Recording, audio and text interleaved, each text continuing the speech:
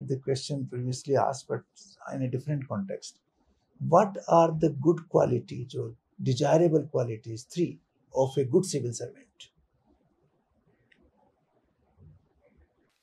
Number one would be accessibility to people. A good quality of a civil servant must be that he must be accessible to the people all the time. Secondly, he must be able to lead the team and enthuse them and motivate them towards any creative step that he or she can take.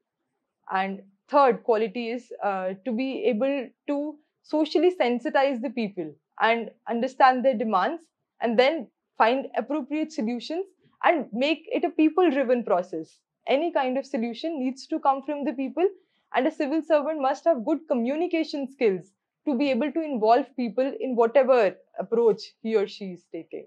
Okay, thank you, Gamini. Thank you. Harish. Uh, Gamini, where in the government we have a use of big data and machine learning? Sir, there are multiple uses. So first, I would like to talk about big data. So in the governance, there's a lot of data that is generated by different ministries. So as even the economic survey was talking about, that we need to make that data interconnected so that we can reach at a database and we are able to better target the population. What would be the outcome? What are the targeted use of this? So one would be to initiate new schemes based upon the data we have. For example, if we have data on the poverty line, or if we have data on the number of child marriages that are occurring in the country, we can take the desired steps. Second can be in the monitoring of the schemes that are currently being implemented. So with the use of the data, we can understand if the outcome of that scheme has been good or what more needs to be done. For example, sir, in the ICS software, Integrated Child Development Services, CAS software, so there every day it is being updated that how much amount of ration is being given. So these steps, when the data is generated, we can look into it and we can analyze it and take further steps. And some machine learning was the another question, I believe.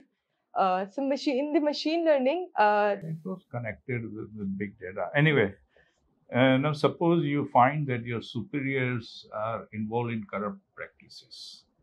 What will be your stand on this? They are not involving you, they are doing it themselves. okay, sir. So I would like to use the institutional measures which are available to me to report any kind of corruption that is occurring in the system.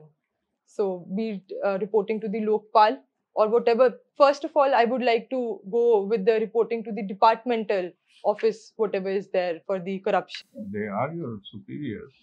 You may be risking your own career. Yes, sir, but I believe that corruption is something which we should have no tolerance towards. And if there's something like this in the system, and if we tend to keep quiet, then we are doing a disservice to the nation. If you don't do that, are you really compromising your responsibilities? Yes, sir. As a citizen and as a person who is their junior and who knows and is still ignoring, I think I'm compromising there. Okay. Now they say the sociology influences the economy, and economy influences the sociology. Can you try to decipher this interrelationship? Yes, sir. So if I may use an example of the sociological thinker and explain this concept. Yeah. So, sir, I would like to use the work of Karl Marx, who has very beautifully explained the interconnection between sociology and economics. So, economics being the base and sociology being the superstructure. So, when the economy changes, the sociological factors alongside change.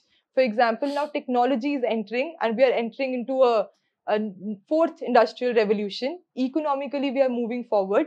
So, in the same way, sociology is moving within the family size. We are seeing that nuclear families are occurring because of the out migration of people to the centers where the technological boom is occurring. So both of them are working side by side.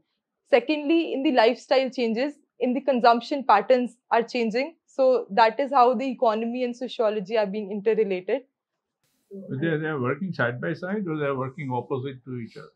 They are working side by side, but in some cases, there's also lag that is seen. That sometimes the economy tends to move forward and the sociological structures tend to stay behind.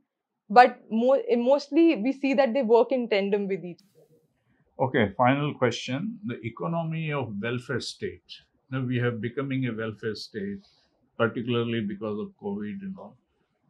Economically speaking, is that good or bad? So economically also, I believe, Because these are non-productive expenditure. So I believe that economically also it is a good step if it is targeted to the people who actually need the services.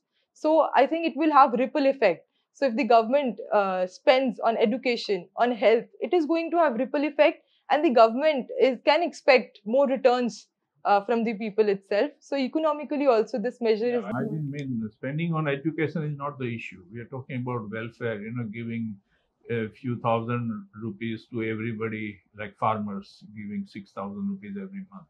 Whether that kind of welfare activity are counterproductive for economic growth. So I believe they're productive for economic growth because giving cash in the hands of the farmer who are already distressed, it economically also it leads to the creation of demand in the society. And if demand is there in the society, we can expect industries to boom. And at the end, government will benefit from the more tax collection. Okay, thank you. Thank you. Okay, so Gamini, we'll take you back for a few